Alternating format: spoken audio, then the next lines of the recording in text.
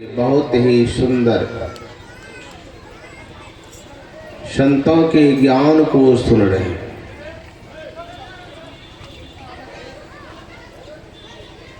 अभी हम लोग सुन रहे थे ब्रह्मवादियों का विचार।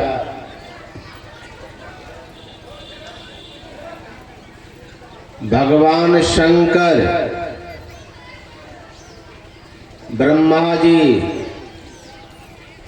सुखदेव मुनि, शनक सनंदन सनातन सनत कुमार, सबके विचारों को सुना है। सबने एक स्वर में कहा, क्या कहा? सब कर मत खगनायक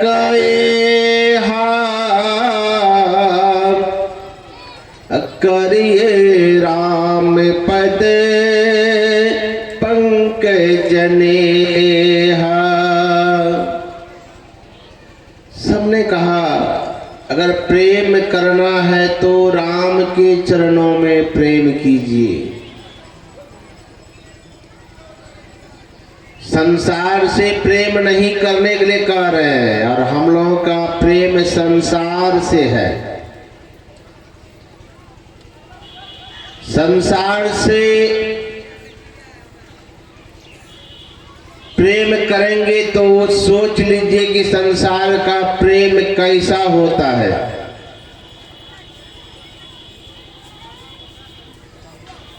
इस संसार के लोग हम आपसे प्रेम कब तक करेंगे? भरल दिनन के साथी सब हैं, भरल दिनन के साथी सब हैं, बंधु सखा सुत नाती, बुरे दिनन के बात न पूछत बनत प्राण के घाती, हरि बिन तेरा कौन संगाती। इस संसार के लोगों का प्रेम कब सा है? जब तक आपके पास भरपूर मात्रा में संसार का वैभव है। यों कहिए, हमारे पूज्य बाबा महर्षि शाही स्वामी जी महाराज कहा करते थे कि विश्वास कीजिए, आप अगर किसी तरह से सेवा करने योग्य नहीं है तो हम आपको इस दुनिया में चाहने वाला कोई नहीं है। हम आपको कोई नहीं चाहता है। हम आपके वैभव को चाहता है, हम आपकी सेवा को चाहता है। अगर आप किसी तरह से सेवा करने योग्य नहीं तो दुनिया में हम आपको चाहने वाला कोई नहीं है महाराज।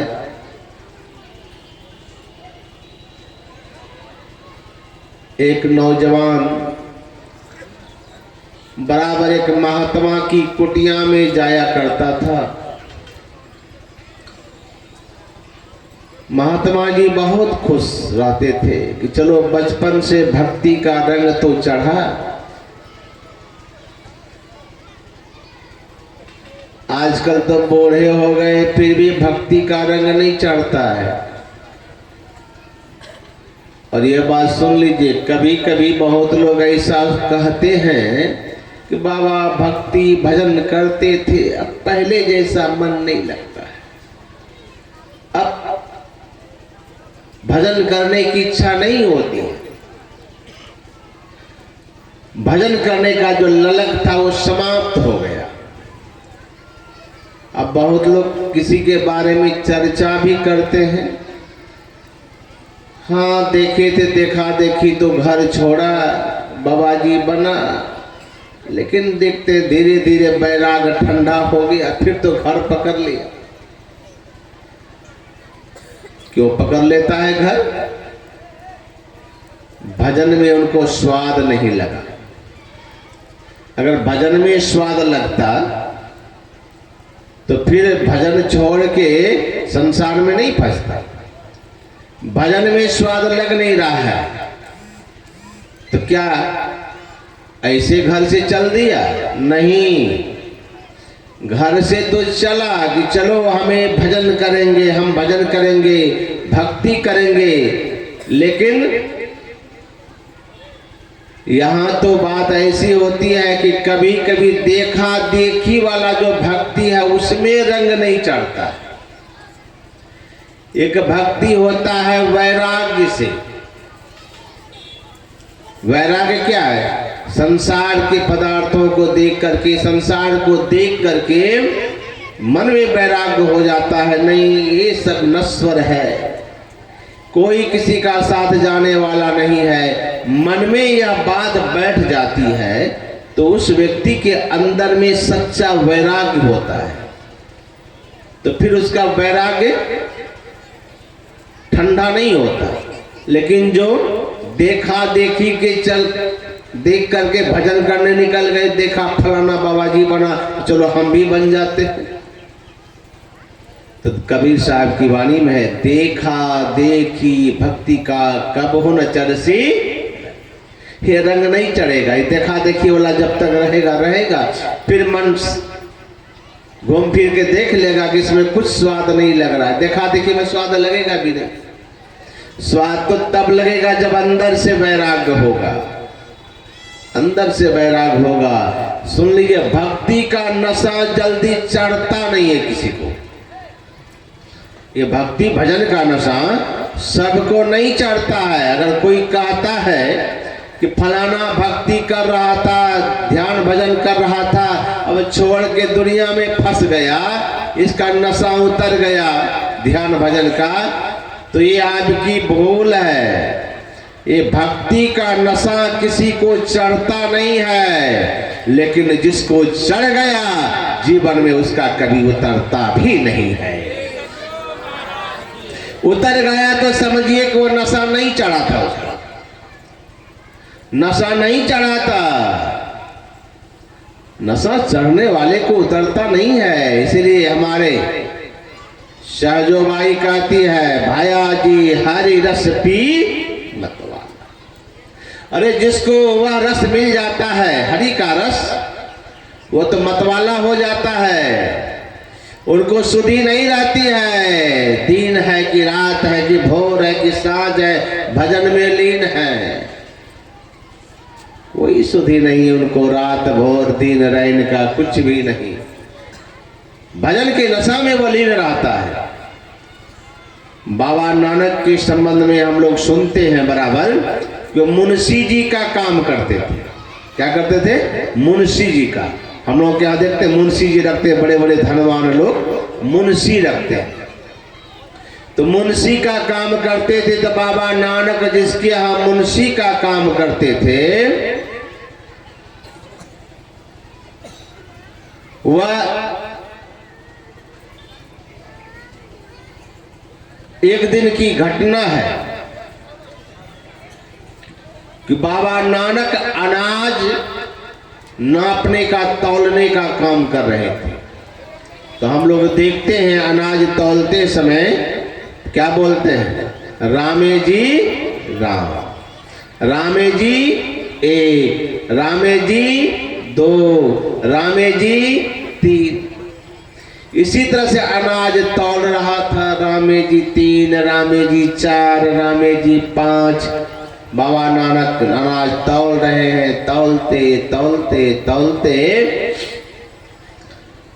रामे जी 12 और 13 बोलने लगे।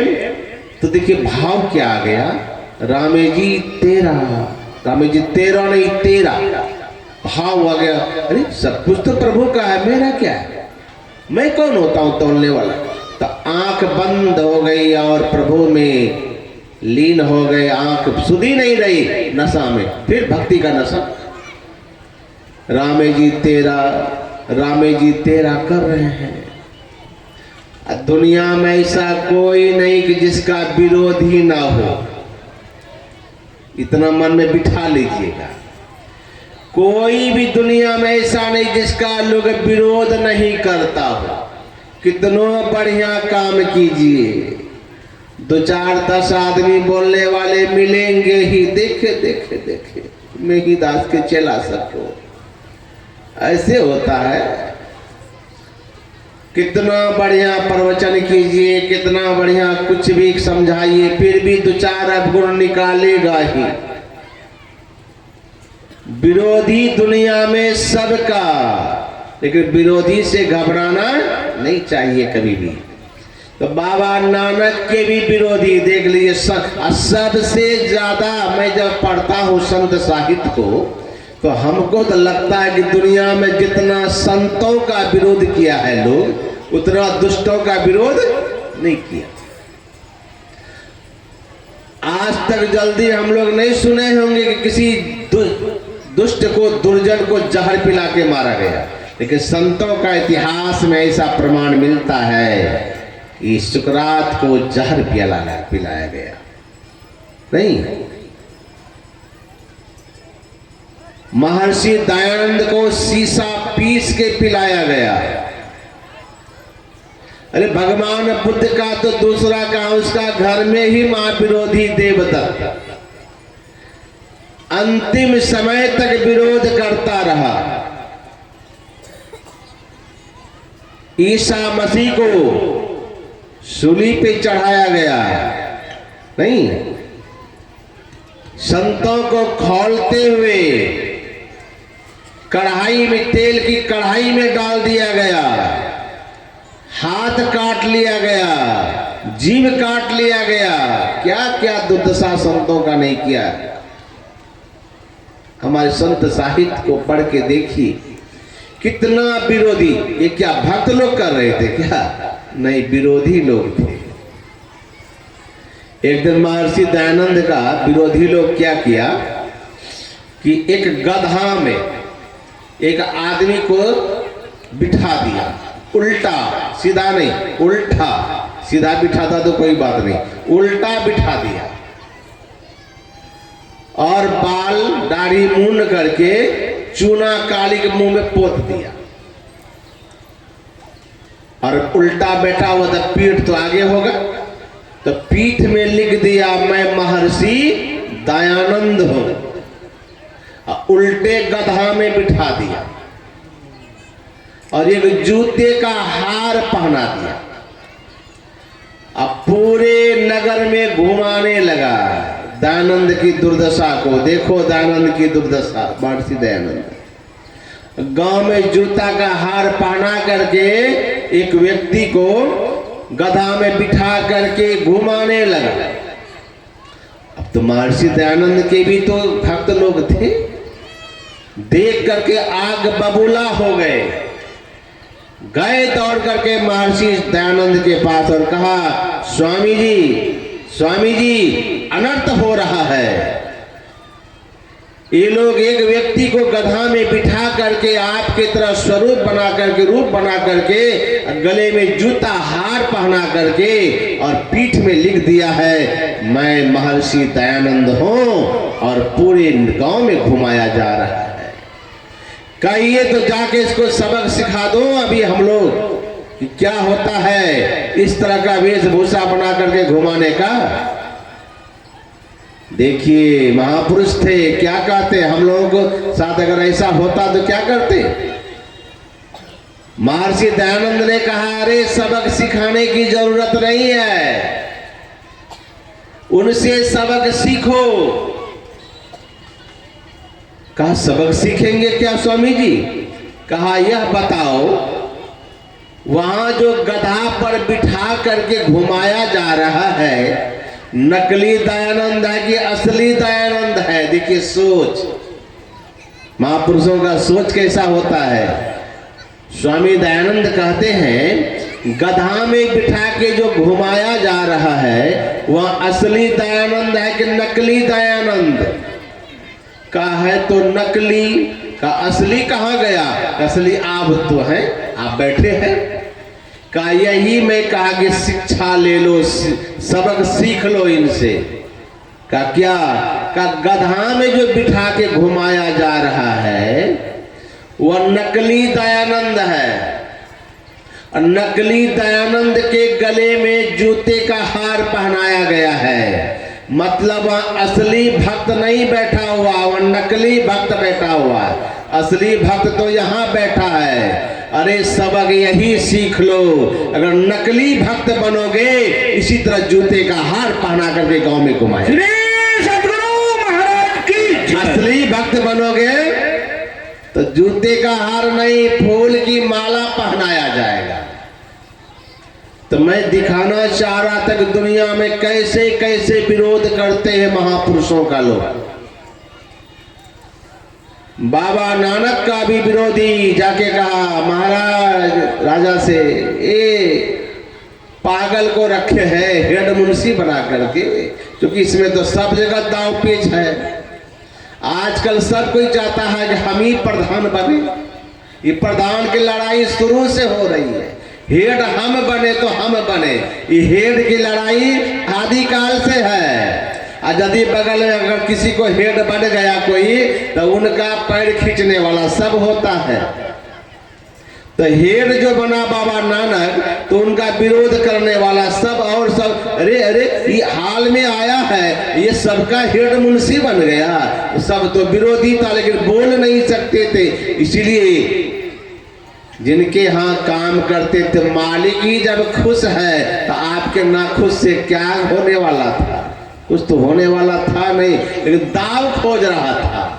ऐसा कोई दाव मिले कि बाबा नानक को नीचा दिखाएं। दौड़ के गया, मालिक मालिक क्या हुआ? पागल को रखे हैं ना हेड मुंशी बना के, देखिए क्या कर रहा है, क्या कर। चलिए तो नजर से न देख लीजिए, कहना क्या। मालिक को लेके आए सभी विरोधी और सब जो उनसे नीचे वाला मुंशी सब था, जो उसके अंडर में काम करता था, वे सब आए। तो देखते लेकर के मालिक को, तो मालिक क्या देख रहे हैं? बाबा नानक आंख में आंख बंद है उनका, और अनाज तौल रहे हैं। रामे जी तेरा, रामे जी तेरा, अनाज फेंकते जा रहे हैं, फेंकते जा रहे हैं, अनाज फेंकते जा रहे हैं। का देख लिए मालिक, हम लोग कहते थे ना कि ये ठीक ठाक नहीं है, पागल है, हमेशा आंख बंद करके रहता है। मालिक सोचता है ठीक ही कह रहा था, ये लोग सत्य बोल रहा था। पागल को हम हेड मुंशी बना दिए। माथा हिलाया, अरे पागल क्या कर रहे हो? अनाज तोल रहा हूं। क्या कर रहा हूं मालिक? अनाज तोलने के लिए कहा, तो अनाज तोल रहा है। पता है तुम कितना अनाज तौले हो? कहा कितना तौले महाराज? कहा अरे अब तक कितना देर से तुम तेरा तेरा करके अनाज तौल रहे हो, और 13 में ही सबको तौल दिया। कहा नहीं मालिक, 13 ही तौले हैं, ज्यादा तो हम नहीं तौले। और जो विरोधी था बगल में, 13 तौले हो, तभी से इतना देर से जो फेंक रहे हो 13 करके, 13 ही है। कहा नहीं मालिक, हम 13 ही तौले हैं, ज्यादा नहीं तौले हैं। कहता ये नशेबाज क्या बोलेगा मालिक, कहिए तो हम तौल के दिखा दे कितना तौला है ये अनाज को। कन तौलो तो। दूसरा मुंशी बैठ गया जो विरोधी था, और जब अनाज तौलने लगा, सारा अनाज तौल दिया, ज्यादा नहीं, 13 का 13 ही निकला। श्री सतगुरु महाराज। सबका हक्का बक्का गुम। अरे इतना देर से तौल रहा था, 13 का 13 ही निकला। मालिक कहा रे तुम तो इतना देर से तौल रहे थे, फिर भी 13 ही निकला। अच्छा एक बात बताओ, तो तुम आंख बंद करके क्या करता है? कहा प्रभु का भजन में लीन रहता हूं। तो तुमको हमेशा ये नशा चढ़ा ही रहता है कि अनाज तौलते समय भी आंख बंद कर लेते हो? क्या करें मालिक, ये नशा ऐसा है कि उतरता ही नहीं है, हम क्या करें? अनाज तौले कि सोए कि बैठे, ये नशा चढ़ा ही रहता है मालिक, करें तो क्या करें? कहा आपको भी तो नशा चढ़ता होगा ना मालिक? हाँ नशा तो हमको भी चढ़ता है, लेकिन हमारा नशा तो तुरंत उतर जाता है। कहा कौन किस चीज का नशा लगता है आपको? कहा हमें तो बोतल का नशा लगता है। कहा पीते हैं ना मालिक? खूब पीते हैं। कब? शाम में। कितना देर नशा रहता है मालिक आपको? कहा सुबह तक रहता है। कहा उसके बाद फिर उतर जाता। कहा आप जिस बोतल को पिए हैं ना मालिक, या पीते हैं, वह नशा तो शाम को चढ़ता है, सुबह उतर जाता है, लेकिन क्या कहूँ मालिक, मैं तो ऐसा नशा पिया हूँ जो कभी उतरना ही नहीं जानता है, वो कभी उतरना ही नहीं जानता है। कहा सुनिए मालिक, आप नशा पीते हैं, शाम को सुबह उतर जाती है, और मैं पिया हूं तो मेरा नशा कभी उतरता नहीं। ए मालिक, जाम पे जाम पीने से क्या फायदा, शाम को पीते हो सुबह उतर जाती है। एक बार फकीरी जाम पी के तो देखो मालिक, जिंदगी सुधर जाती है। श्री सतगुरु जिंदगी सुधर जाती है। कहा फकीरी जाम क्या होता है? तो बाबा नानक के वचन में है, मालिक नाम खुमारी नानका, गुरु नानक देव जी महाराज की वाणी में है, नाम खुमारी नानका चढ़ी रहे दिन रात। मैंने उस परमात्मा के प्रभु के भजन के नाम का नशा पिया हूं। ऐसा नशा है उसमें मालिक, ऐसा नशा है जो एक बार पी लिया वह कभी उसका नशा फिर उतरता ही नहीं है। बोलिए श्री सतगुरु महाराज की। वह नशा उतरता नहीं है। तो भजन का नशा जिसको चढ़ जाता है, मेरा कहने का मतलब था उसका नशा कभी उतरता नहीं है। वह नौजवान जाता था बराबर महात्मा जी की कुटिया में। महात्मा जी देखा कि लगता है बचपन से इसको भजन का नशा लग गया। बहुत खुश थे महात्मा जी। चलो बराबर प्रसाद खिलाते थे नौजवान को, कभी भोजन भी करा देते थे कि चलो भोजन कर लो, कभी प्रसाद। आश्रम में बहुत प्यार करते थे महात्मा जी। अब माता पिता ने जब देखा कि ये हमारा बेटा बराबर बाबा जी के आश्रम में चक्कर लगाते रहता है, बाबा जी का टहल टुकड़ा करते रहता है, तो माता पिता को लगा कि बचपन से खिलाए पिलाए हम, आजकल भी कहने वाले हैं माता पिता।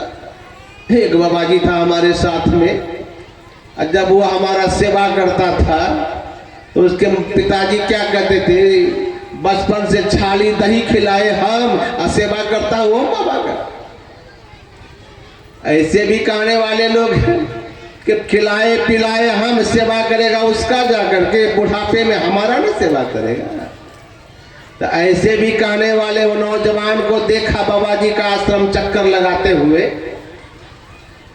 तो माता पिता सोचा कि बराबर अगर बाबा जी के पास जाएगा तो इसको तो नशा चढ़ जाएगा, रंग लग जाएगा, सो जल्दी बाबा जी से कनेक्शन काटो इसका। तो कनेक्शन क्या काटा, तो सीधे अचानक माता पिता विचार किए, लड़के की शादी करा दी। जा ना रहेगा बांस ना बजेगी मौसी। अब ये शादी हो गई तो अब तो फंस गए माया में। माया में फंस गए तो कहाँ चले गए, शादी करके ससुराल। ससुराल जब गए तो ससुराल में तो जानवे करते नया दुल्हा का सेवा सत्कार। आप लोगों को तो पता है, बूढ़े बाबा सब तभी याद आता होगा, क्या सुख था, क्या बाबा मुड़ी हिला रहे हैं, सही बात है। क्या चकाचक व्यवस्था है ससुराल का। नौजवान गया ससुराल, मलपुआ पुआ रसमलाई सिंघारा रसगुल्ला गुलजामुन, एकदम वैरायटी पर वैरायटी, सब्जी पर सब्जी। नहीं मिले परवल तो जाके पूर्णिया मार्केट से उठा के ले आता था, पूर्णिया में तो मिलेगा परवल भिंडी। लड़का तो चकाचक हरी हरी सब्जी मिलता था, मलपुआ सिंघारा लड्डू गुलजामुन खा के एकदम गुलगुल हो गया लड़का। सोचा अच्छा हुआ बाबा जी नहीं बने, ये बाबा जी के पास से भल्ले भाग गए, ब्याह शादी हो गया। क्या सुख है ससुराल में, सुख तो है ससुराल में, ऐसा सुख तो कहीं नहीं देखे हम। बाबा जी के आश्रम में तो सूखा रोटी खाओ, वो भी खाने में आफत, खाने बैठो तो गुरुजी बुला लेते हैं। आजकल तो ये भी हालात है, कि आजकल तो गुरुजी कौन पूछे, गुरुजी खाए नहीं खाए, चलवा भर पेट पर दम मार के खा लेता है। आजकल तो ऐसा सेवक है, गुरु खाए कि ना खाए, चलवा का पेट टनाटन। सोचा कि वो भी आफत, कभी कभी तो वो टनाटन में भी आफत, खाने बैठा तो गुरुजी बोला कहाँ रे रमासीस, हाँ दौड़ रहे, बेचारा का भोजन भी हड़ताल। तो ये हालात होता था। तो सोचा अच्छा हुआ कि बाबा जी नहीं बने, शादी हो गई, चकाचक, क्या भोजन की व्यवस्था है, आह सुख है तो ससुराल में है। एक मोटे अक्षर में दीवार में लिख के टांग दिया कागज में, ससुरा है सुख का साला। खूब बढ़िया स्केच पेन लाया, कागज में लिख के दीवार में चिपका दिया, ससुरा है सुख का शाला, मतलब ससुराल है सुख का घर। लड़का दीवार में चिपका दिया, मगन से रहने लगा। आई उनकी साली घूमते फिरते हुए कमरे में झाड़ू लगाने के लिए, देखते दीवार में बहुत बड़ा चिपकाया हुआ है बोर्ड, ससुरा है सुख का साला, कागज में लिख करके टांग दिए। ओहो, चकाचक भोजन जो मिल रहा है ना पाहुन जी को, जीजा जी को, इसीलिए ऐसा लिखे हैं। इनको नहीं पता है कि कितना दिन तक ये चकाचक चलेगा। तो गए जीजा जी उनका घूमने के लिए, तो उनकी साली नीचे लिख देती है क्या, जो 2-4 दिन रह जाला, मतलब ज्यादा दिन नहीं, 2-4 दिन, ज्यादा दिन रहिएगा तो फिर चकाचक नहीं मिलेगा। नीचे कागज में लिख दिया जो 2-4 दिन रह जाला। लड़का घूम के आया, देखते हैं कि जो कागज पे वो लिखा था उससे नीचे लिखा हुआ जो 2-4 दिन रह जाला, 2-4 दिन रहेंगे तब। अच्छा, अगर हम 1-2 साल रह गए तब क्या होगा, इसका भी उत्तर पूछ लेता हूँ। तो नीचे प्रश्न कर दिया, अगर मैं रहूं 1-2 साल ससुराल में, अगर मैं ससुराल में रहूं 1-2 साल, प्रश्न किया, आज चला गया, देख सोचने लगा, घूमने जाता हूँ, देखता हूँ क्या लिखने वाले लिख रहे हैं। तो साली आई, देखते हैं 1-2 साल का बाँध में आई, इसको मन में आस है कि 1-2 साल बैठ करके मलपुआ चलेगा। तो साली लिख दी, उसके नीचे ऊपर में जो लिखा था जो रहे 1-2 साल, अगर 1-2 साल अगर हम रह गए तो उनकी साली नीचे लिख देती है क्या, हाथ में खुरपी और कांधे में कुदाला। श्री सतगुरु महाराज की जय। कहा तब बैठे बैठे भोजन ससुराल में भी मिलेगा। तब कहेगा पाहुन जी तो देखिएगा, तो खेत में जाकर के मवेशी को घास दे दीजिएगा, थोड़ा झाड़ू लगा दीजिएगा, थोड़ा खुरपी उठाइए तो जंगल झाड़ साफ कर दीजिए। हाथ में खुरपी और कांधे। वो लड़का जो देखा, तो 2-4 दिन का सुख है, पत्नी को लिए चले आए घर, अब रहने लगे अपना। नई नई शादी हुई थी और घर में सब परिवार के लोग, तो अब नई बहू आई तो सब घर में चकाचक, सब जगमग, सब खुशी में। कई रोज के बाद लड़का को हुआ कि जिस गुरुजी के आश्रम में हम बराबर जाते थे, जाके गुरुजी का दर्शन करना चाहिए, बचपन समय जाता था। गए गुरुजी के आश्रम में, जाके प्रणाम किया लड़का, तो गुरुजी देखते हाथ पैर लाले लाल। कहा ये हाथ पैर लाले लाल देखते, मामला क्या है, बहुत दिन से आ भी नहीं रहे थे। क्या करे बाबा, यह लाले लाले से थोड़े हुआ है, हम लाले लाल कर दिए गए। क्या हुआ, कहा मेरी शादी हो गई। अरे अरे तुम्हारी शादी हो गई, कौन मोह माया में फंस गया तुम जी। कितना बढ़िया तो भजन करता था, आता था आश्रम में, कितना बढ़िया भजन करता था, अब तुम शादी कर लिया। अच्छा, तुमको तो मैंने कितना सिखाया था कि संसार में कोई किसी का नहीं है, सब मोह के फंदे हैं, माया का जाल है, इसमें जो फंस जाता है ये मकर जाल है। मकर जाल समझते हैं सब कोई, मकर जाल को पता होगा, मकड़ा अपने जाल बनाता है और अपने लटक करके उसी में रहता है। मकर जाल, उससे निकल नहीं पाता मकर जाल से। कहा ये मकर जाल है, तुम फंस गया। तो गुरुजी कहते हैं कि तुम मकर जाल में फंस गया। तो लड़का कहता आपको क्या पता बाबा, आप शादी करते तब ना, कितना वैरायटी मिला ससुराल में खाने को, कभी तो मुंह नहीं देखे। आपके आश्रम में तो कभी वैसा वैरायटी आता भी नहीं है। और पत्नी के बारे में क्या कहते हैं, 1 मिनट हमसे अलग नहीं रहती, थोड़ा सा निकलते कि तुरंत फोन है जी कहाँ है, तुरंत फोन आ जाता है। 1 मिनट हमसे अलग नहीं रहते, तुरंत फोन आ जाता है। बाबा क्या कहे, 1 मिनट अलग नहीं। आजकल देखिएगा नौजवान सबको, माँ जन्म देती है, कितना बेचारी कष्ट से पेट में रखा 10 महीने तक, नालायक नौजवान सबको मैं देखता हूँ, कितना बढ़िया। देखिए माँ कैसी है, 10 महीने पेट में रखा, कितना कष्ट उठाती है कि नहीं। हर माँ जानती है बच्चे को पालने में, जन्म देने में कितना कष्ट है। देखिए बचपन में देखिए क्या होता है, 2 भाई हैं, 4 भाई हैं, बहन है, सब माँ को पकड़ लेते हैं और क्या करते हैं भाई सब आपस में, मम्मी मेरी है, माँ मेरी है, लड़ते हैं आपस में बच्चे सब। देखने में अच्छा लगता है जब बच्चा लड़ता है। अब एक बच्चा गोद में बैठा, दूसरा रो रहा है, नहीं हमारी मम्मी है, हमारे पापा है, हम गोद में बैठेंगे। और दोनों लड़ता है गोद में बैठे, मम्मी मेरी है, नहीं मम्मी मेरी है।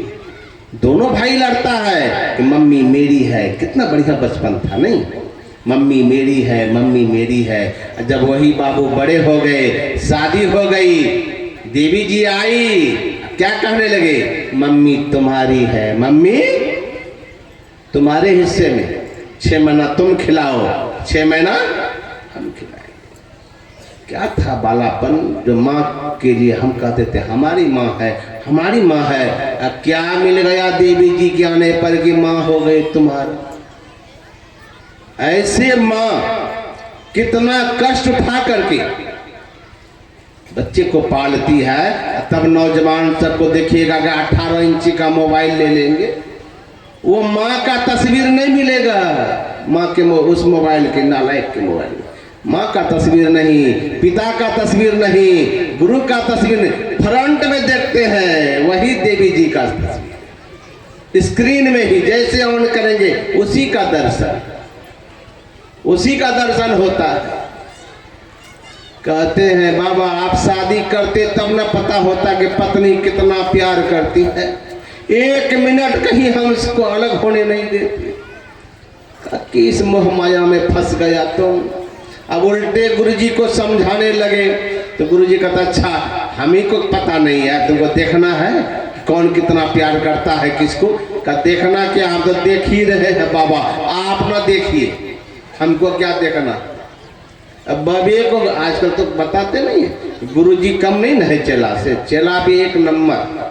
सुबह सुन ही रहे थे ना चला कर, तो कहा अच्छा हमको ज्ञान नहीं है, एक काम करो तुमको हम एक विद्या बताते हैं, योग साधना। तुम भजन में अभ्यास करो बैठ करके, तुमको हम प्राणायाम की एक विद्या सिखलाते हैं। तुम अपने श्वास को रोकने की कला, तुम अभ्यास करो, अपने श्वास को रोको। जिस दिन एक दिन ऐसा होगा 2-4 घंटे तक जब श्वास को रोकने की जब कला तुम सीख जाओगे तो अपना श्वास को रोके रहना।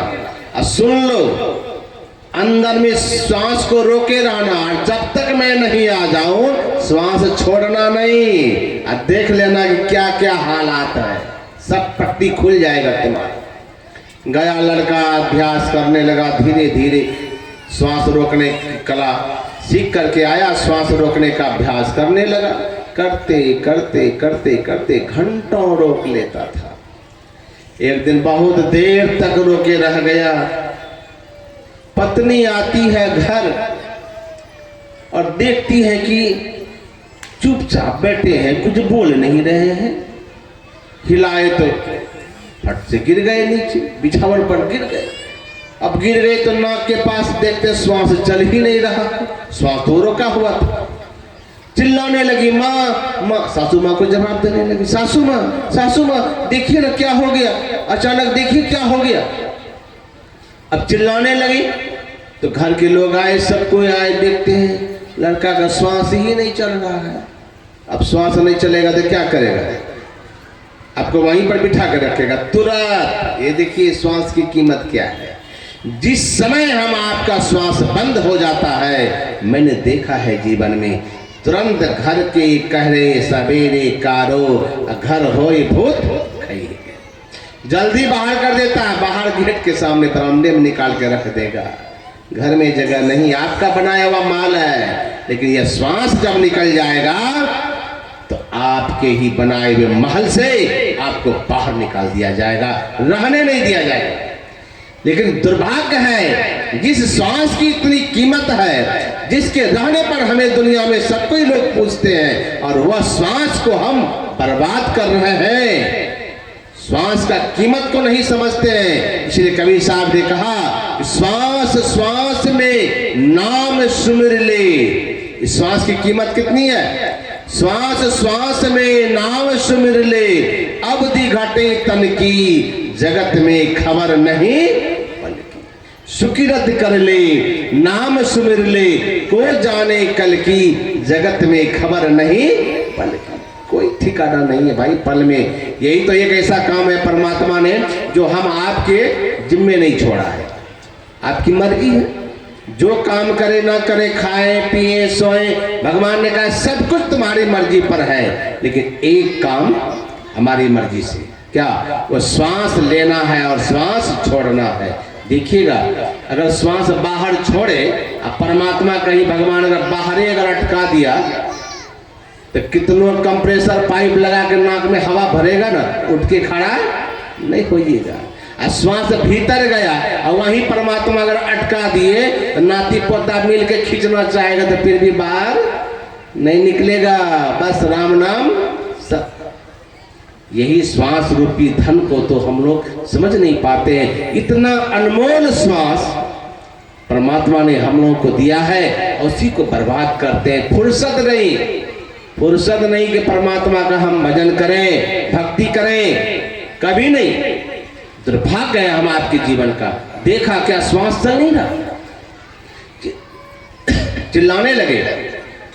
पड़ोस के लोग आए, क्या हुआ क्या हुआ? कहा अचानक श्वास रुक गया, लगता है मर गया। सब कोई रोने धोने लगे। एक आदमी दौड़ के गया, जाओ जाओ से गुरु महाराज को भी कह दो आपका चलवा गया। गुरु महाराज भी कमंडल झोला लेके आए चलवा को देखने के लिए।